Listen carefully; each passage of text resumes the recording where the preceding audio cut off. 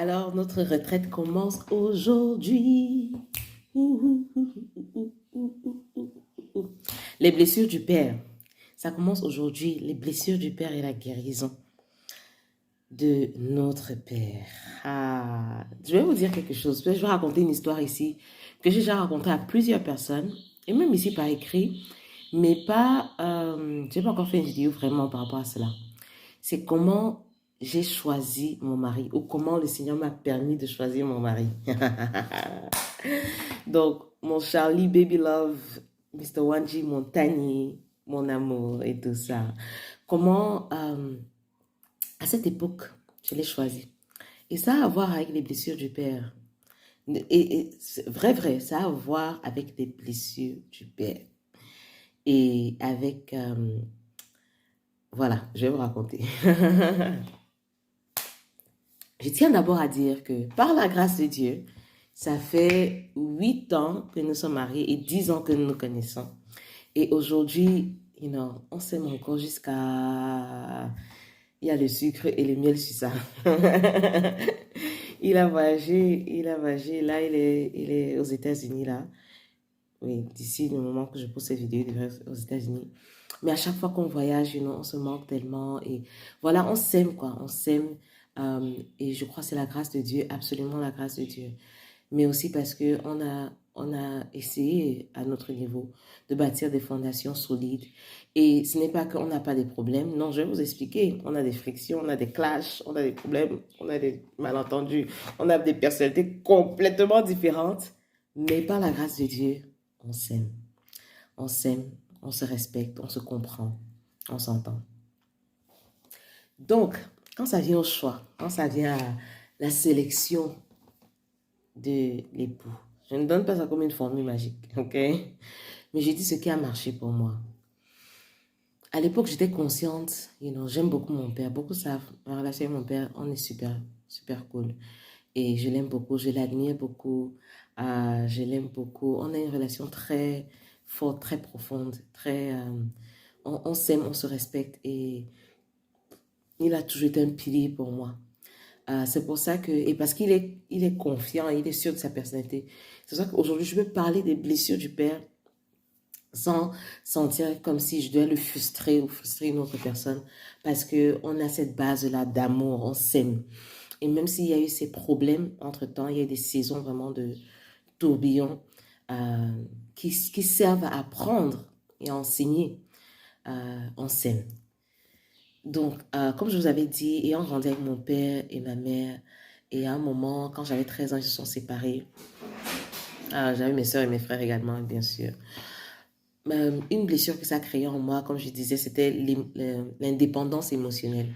Donc, je n'allais pas être dépendant de quelqu'un, vraiment, je ne mettais pas les organes dans les relations. Je me focalisais sur ce que je dois faire, like go, go, go, go, go. Et je gérais ce que je pouvais contrôler. Donc, j'ai eu une indépendance émotionnelle et même l'orgueil envers les hommes. Ok? Donc, à un moment, j'ai commencé à travailler, comme je disais, l'introspection et tout, identifier les blessures, etc. Et une chose que je disais que le conjoint, je n'aimerais pas avoir un conjoint. C'était par rapport à la blessure que mon père avait laissée quand il nous a séparés, quand on s'est séparés, il s'est séparé avec ma maman. Et je vais vous dire, il y a 2 critères que j'avais à l'époque. Il y a juste 2 critères. 2 critères, pas plus. Et à l'époque, je n'étais même pas, si on peut dire, j'étais chrétienne de nom, mais pas vraiment pratiquante. Je ne connaissais pas Christ. J'étais chrétienne, mais je ne connaissais pas Christ. Je ne connaissais pas Jésus. Je n'avais pas rencontré Jésus. J'utilisais Dieu, bien sûr. Il était comme Papa Noël. Quand j'ai besoin de quelque chose, il vient, il me sauve. Quand j'ai besoin qu'il me sauve d'une situation, il me sauve. Il me sauvait toujours. Vraiment, super génial, papa. Mais j'avais pas une relation particulière, quoi. C'était vraiment, bon, c'était quand ça m'aidait, j'étais chrétienne, quoi.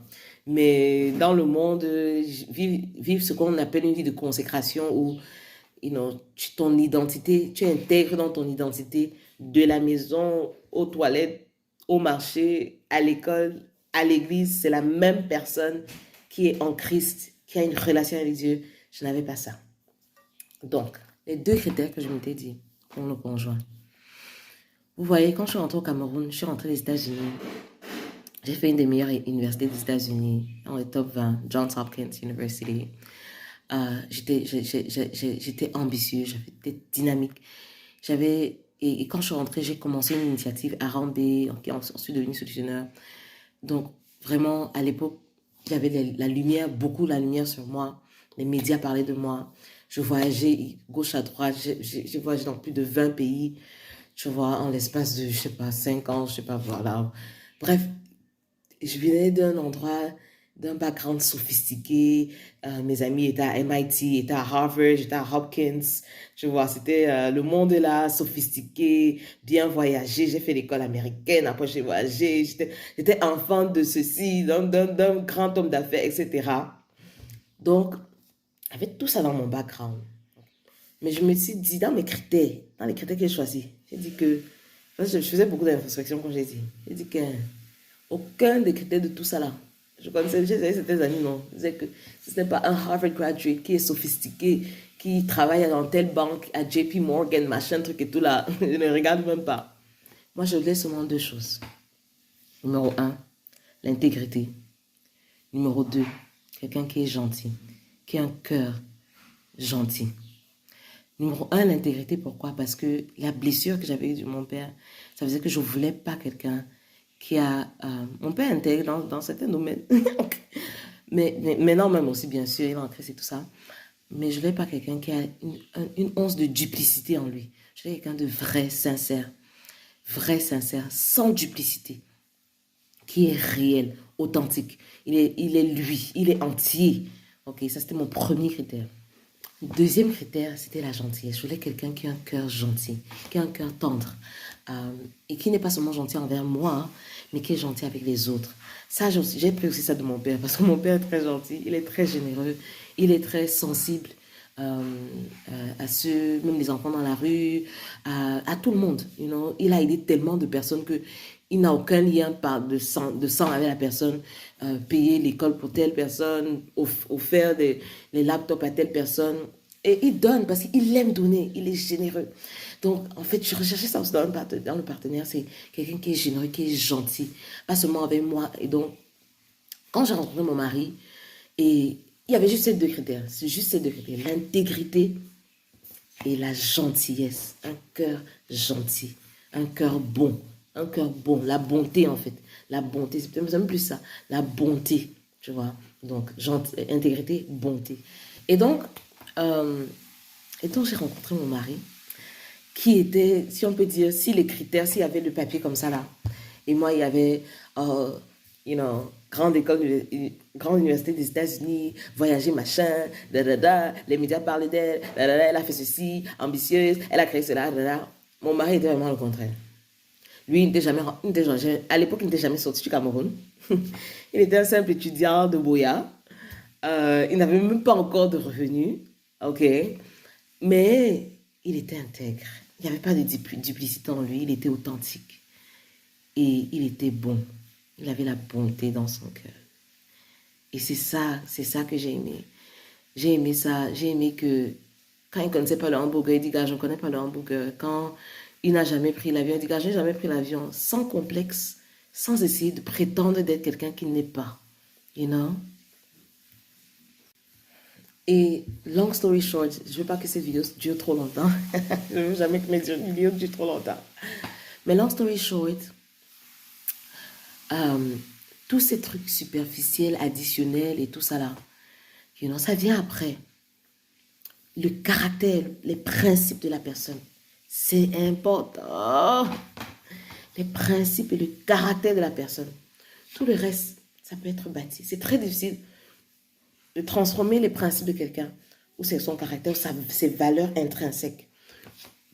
Et donc, mon mari et moi, comme je disais, on a les frictions jusqu'à... Tu imagines, moi, je suis extrovertie, je suis très vocale, etc. Like, you know, fire. Et mon mari est plus mellow, calme, introverti, réservé. Donc, vous pouvez imaginer tout type de conflit et de friction qui me sortir de là. Mais, par la grâce de Dieu, nous sommes encore là. Par la grâce de Dieu. Parce que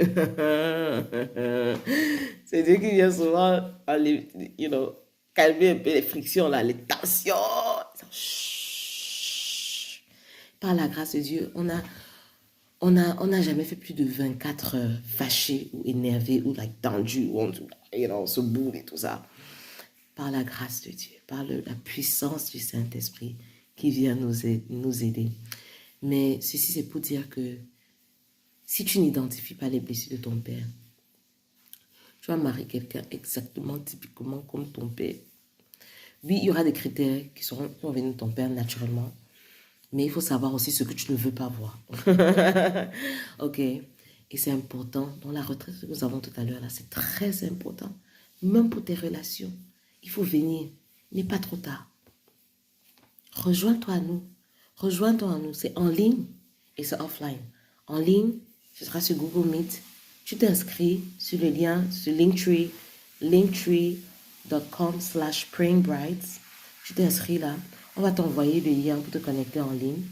Et c'est également offline, ici à Yaoundé, à Fire Church, au Open Space de Fire Church, à Jean Vespa.